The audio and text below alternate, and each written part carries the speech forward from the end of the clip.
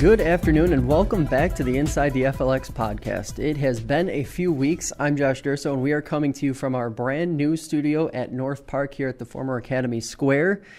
Like I said, it's been a few weeks, but we have a great conversation today with Jeff Shipley, President and CEO of the Seneca County Chamber of Commerce. Jeff, thanks a lot for making time for us today. Oh, thanks for having me, Josh. It's a pleasure to be in the new space here. I love it. Fitting.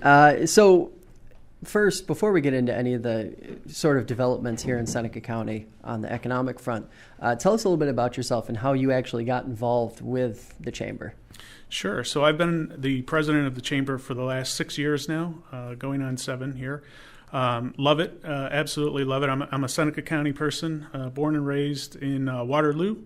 Went to school in Waterloo for elementary, then moved off into high school, went to DeSales over in Geneva, and moved away for college and did some things after working in government. And always had an affinity towards this area. Was really happy to have the opportunity to come back home. It all worked out, and been there ever since. And love my job. It's a different new thing every day, you know. So it's a lot of fun. Now, a big part of your job is sort of selling Seneca County. What was, for you personally, what was the draw to come back to Seneca County? Obviously, the personal roots are one thing, but what was sort of the personal draw that you were like, wow, I have to go back?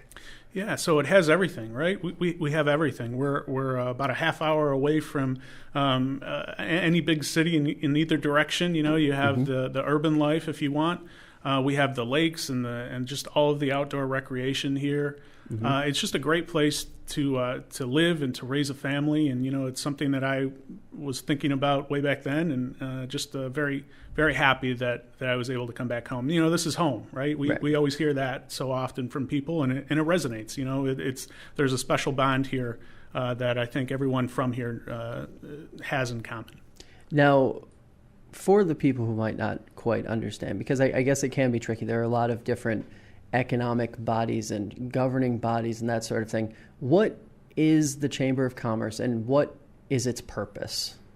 Certainly. So the Chamber of Commerce, first and foremost, is an advocacy organization. So we are a 501, we're a nonprofit 501c6 organization. So we are set up as a membership organization to represent the interests of our members and to advocate their positions on a local level, on a state level, on a national level, and put together resources and programming that helps them grow and succeed. So that's at our core and our mission. That's what the Seneca County Chamber of Commerce is.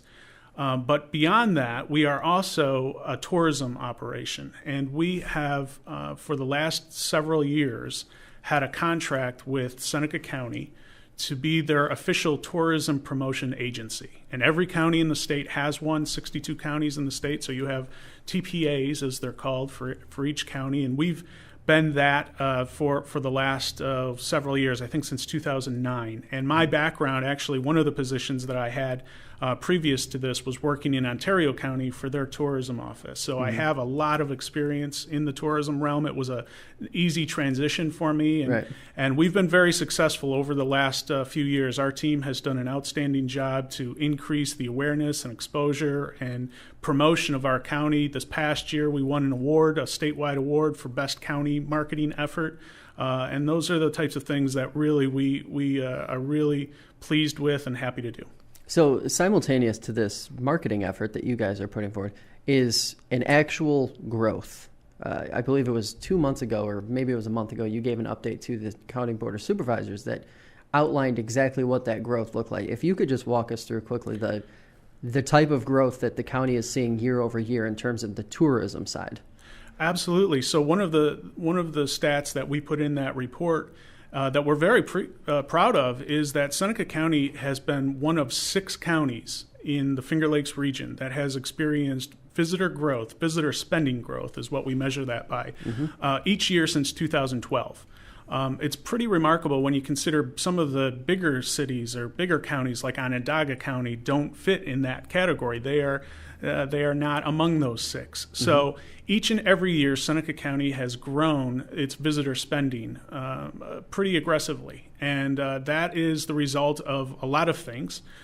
Promotion being probably a part of that, but also, our great partners here. We have some of the world-famous wines, world-class wines and beer, and now distillery, and all of the craft beverage area, but also so much more. I mean, we have museums, world-class museums. Obviously, women's rights is a big part of our story, and that's certainly what has been central to some of our awareness efforts. But there are so many gems here in Seneca County. And take, for example, It's a Wonderful Life. We all know here in Seneca Falls what that special connection is to that movie. And this past year, we were able to, working with our regional partners, we were able to land some pretty heavy national media exposure. We were able to land the NBC Today show came down and did a satellite segment with Al Roker. I mean, those are the types of programs and promotions that are able to generate publicity for this community. And by that publicity,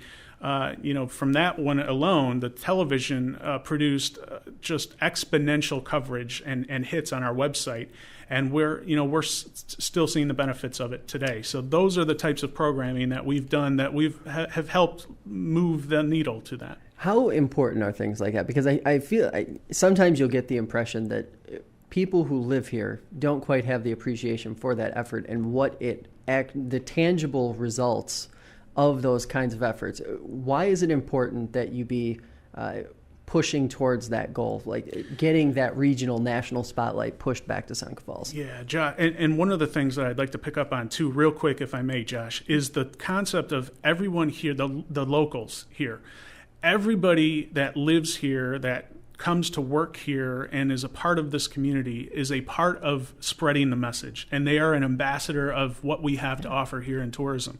Whether you are a cashier at Walmart or whether you are on the front lines of a hotel, you have as much impact to a visitor that anyone else has, certainly somebody in my profession. So that's the first thing. I think really people need to understand what kind of power they have over the promotion and the image of our community and wanting people to come here. That's number one. But, we talk about things like the national exposure that we had with the Today Show.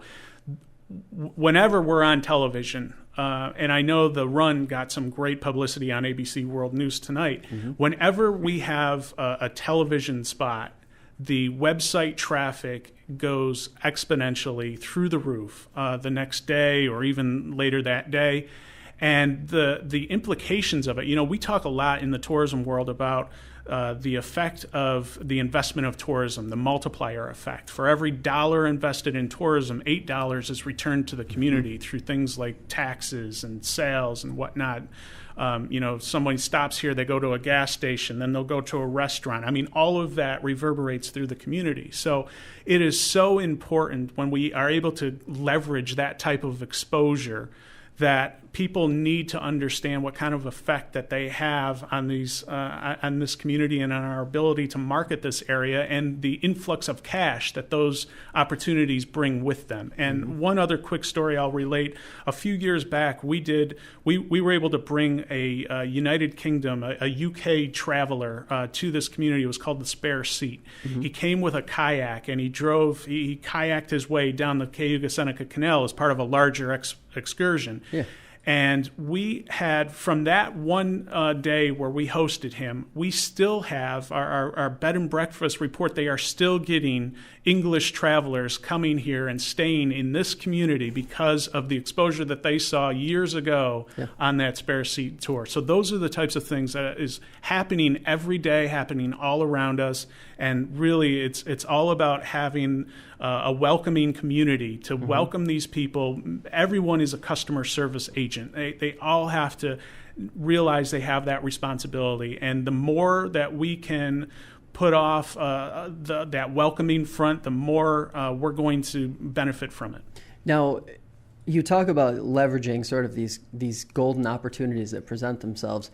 And I can't help but imagine a lot of what you're talking about are things that are going to travel well and do travel well online, on the internet, on Facebook, Twitter, all these different social medias that have become sort of the travel go-to for people when they're in an area. They check to see if there's a Facebook page or something. How do you guys sort of account for that and plan for that as part of your overall marketing strategy? Well, we build it in is the short answer. Used to be when I was in tourism, the tourism industry 20 years ago, it was all about the printed guides and the printed brochures. And there are still a very hardy set of travelers that want that book in their hands or want those maps in their hands. And that's fine. We're going to keep producing those things. Yeah. But we have to, we cannot deny the movement to the internet, to social media, and the influence that is having. People make their decisions now from a smartphone. Mm-hmm. And those are the types of advances in technology that we have to capture,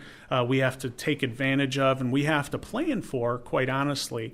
But really it comes back to good old-fashioned marketing and telling a story. And we moved away from a traditional avenues of how we put our story out front this past year, where most people, if you would go to our website or you went to our travel guide, you picked up our travel guide, it read and looked like an oversized phone book, right? There were a lot of listings, property listings, you had a phone number, you had an address. We've moved more to storytelling. People want to relate. They want an experience. Yep. And that's something that we did in a really big way this past year, and we've continued it through 2017. And that is trying to capture the essence of what our industry means. There's a lot of everybody has a story, right? And there's a lot of great stories to tell in Seneca County.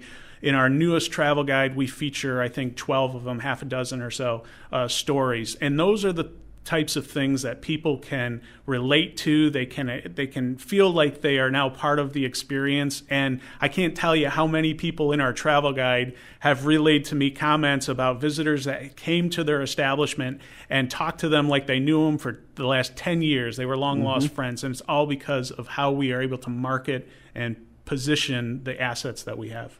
Now, one of the big additions to Seneca County, of course, we have to talk about it to some degree, Del Lago Resort and Casino. How big of a grab was that for Seneca County to fetch something like that? Off the charts. I can remember very early on working with the Wilmot family, and really going all out to try and land this project that seemed like such a far-fetched idea for anyone that was on the outside looking in. And so much so that we were ridiculed at the Chamber of Commerce. We, along with the county government, I think the Chamber and the county government were probably the two most consistent voices for this project, because we did see what type of an opportunity it was and what it would mean to our community. And having gone through that experience, I can tell you from the start to the finish of that, and I think we're a little bit a ways yet from writing the finish, but from the start of that project, I can remember being in on the first concert that was held at Del Lago. I think it was Bad Company, and I can remember sitting in the 2,500 seat theater looking up and just thinking, this is in Seneca County, New York. Who would have thought, just a few years ago, that this type of an opportunity would come along and we would have the ability to capture so much of that traffic and bring so world-class venue to this area. And it was so rewarding. There were a lot of long nights for sure. But yes, it does mean a lot to Seneca County. One of the statistics that we reported, we manage at the Chamber of Commerce, we manage 3 visitor centers around the community.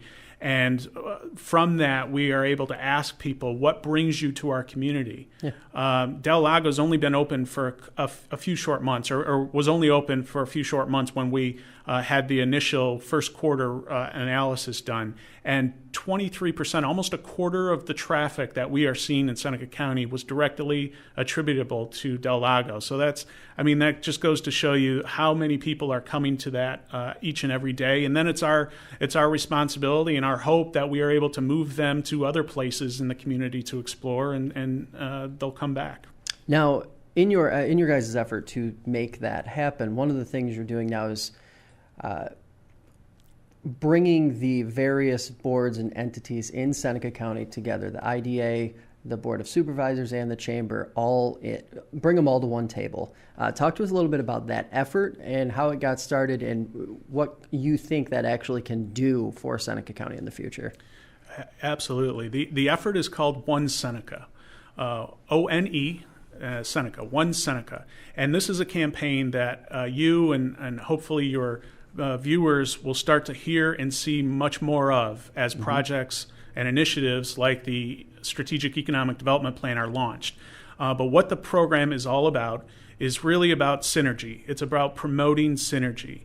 And, I think, Josh, you would agree that there are a lot of very hardworking, dedicated people and organizations in Seneca County that are working each and every day to make this a better place to live and to work and to visit.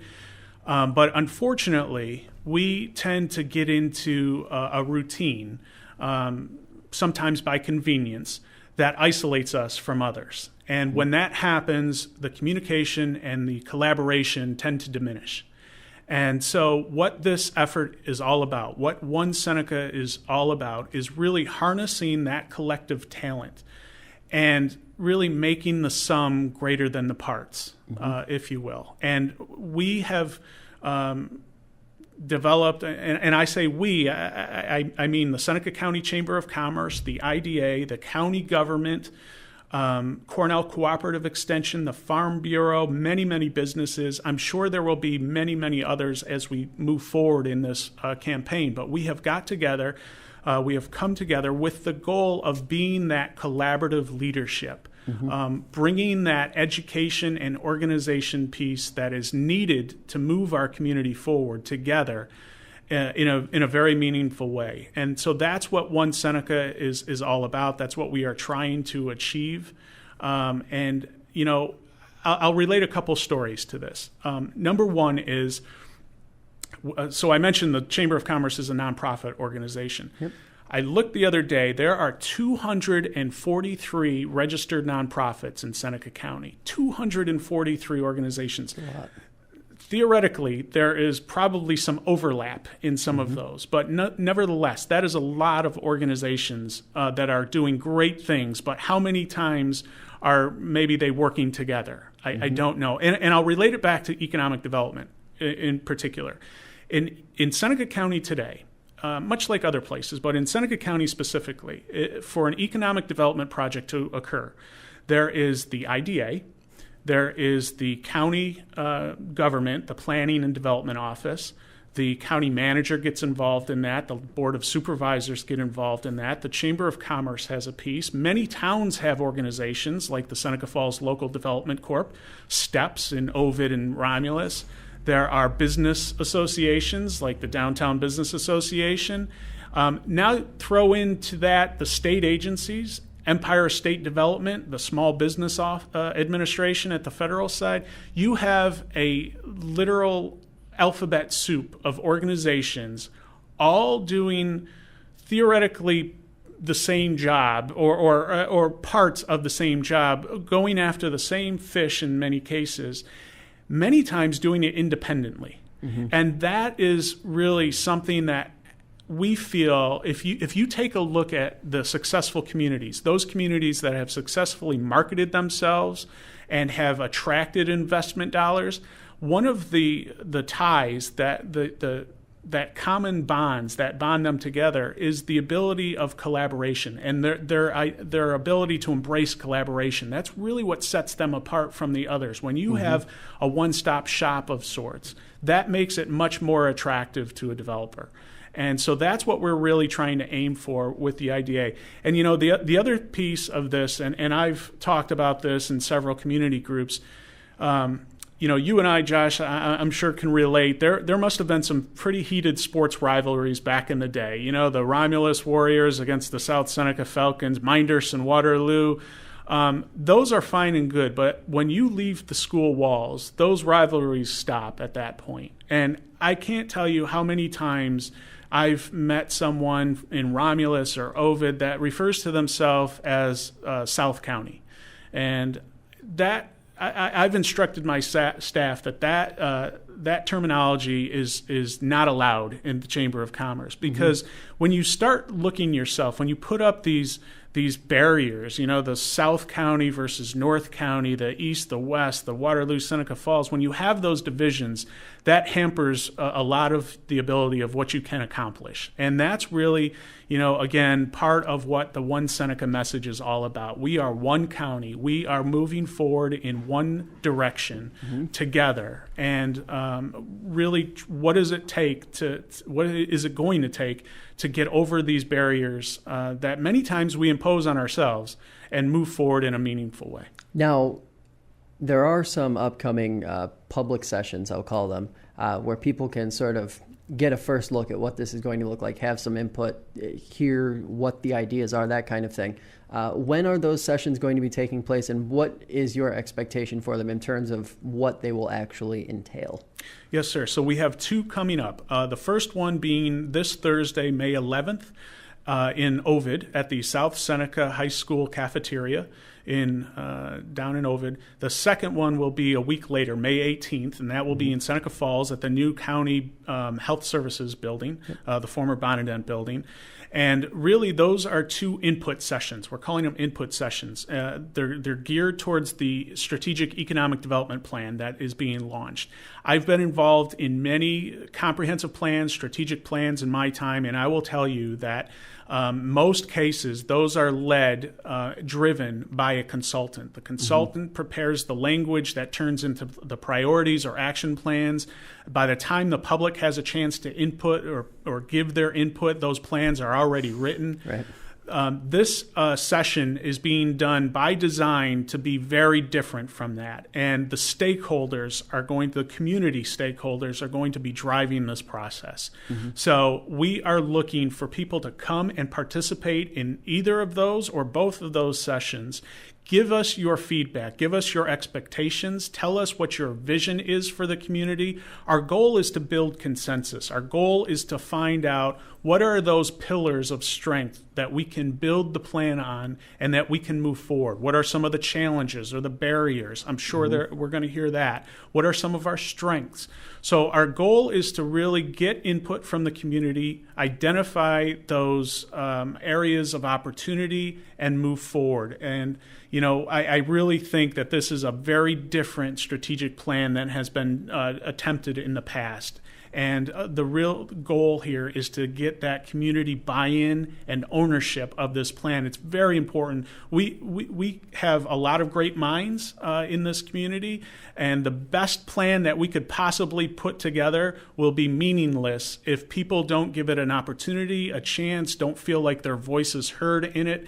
And that's what this those two sessions are meant to do, and move forward, hopefully, with a one direction, one set of common goals to move forward with. Now, as you were rattling off all of the different organizations that have a hand in driving economic development in Seneca County, and in any county for that matter, the IDA and the Chamber seem to be two that are very, very close in that spectrum in terms of what their goals are and what they're trying to do. If you could just highlight the importance of, in particular, those two organizations talking to each other, having an open line of communication, but also working together at the same time. It's very important, and my colleague at the IDA, Bob Aronson, and I have really spent a lot of time over the last couple months in trying to put together the framework of other things to have been working on. I would say that there's a couple differences between the Chamber and the IDA, but the most notable is the IDA is the financing mechanism. They are the ones that have the ability to help with some of the financing, the incentive packages. That's something the Chamber just does not have. Right. We do not have that ability. What the Chamber does and brings to the equation is the marketing piece of this, and also some of the boots on the ground type of resources that we can offer for some of the smaller organizations that are out there. So many times we overlap with the abilities that we can bring to a project, and it's so critically important to have not just the Chamber and the IDA in unison, But it is definitely those two organizations to have both of them on the same page is critically important as we present a unified front to site selectors. The top thing that site selectors are looking for is a workforce. Mm-hmm. They need to see that the community has the ability to pool or to obtain the workforce needed for their jobs. And that's something that, quite honestly, Bob and his board at the IDA and our board, certainly at the Chamber, have been looking very, very long at how do we bridge the workforce skills gap. And we've brought in the school districts very recently. That one of the things I'm most proud of and most excited for is the synergies that are going to come from organizations that typically haven't worked with one another. And I think you can look at the school districts and the business community as an example of that. And I think it's very important for the future and something that we're really excited to be working together on. Now, looking into the proverbial crystal ball, what is as you guys get into these really hefty plans, what is sort of your vision or hope for Seneca County as a whole in the next 5-10 years? Yeah, so really my hope is that we have this one unified vision that everyone is working towards, that everyone can see and that everyone can plug into. There is a room and there is a place for all of the organizations that are currently in existence right now, 5 and 10 years down the road. But we need to get a much more cohesive strategy, and we need to be able to leverage each other's strengths in the next 5 or 10 years so that we are not duplicating items, we are not duplicating resources and efforts. That is the first and foremost of my goals, is to get that synergy established. From there, then it's what do we want our community to look like and how are we going to achieve it? And that's really where these input sessions for this community economic development session come into play. All right, well, we really appreciate you stopping by. Of course, we'll be having you back in the future as more things happen here in Seneca County, but really appreciate you stopping by. My pleasure. Thanks for having me. I'd like to thank Jeff for being part of the podcast today and remind our listeners that we will be back on Thursday, just 2 days from now, with Seneca County Supervisors Cindy Lorenzetti and Lee Davidson. The pod is available on iTunes, Stitcher, and the FingerLakes1.com app. Thanks for listening, and we'll be back on Thursday with another edition of the Inside the FLX podcast.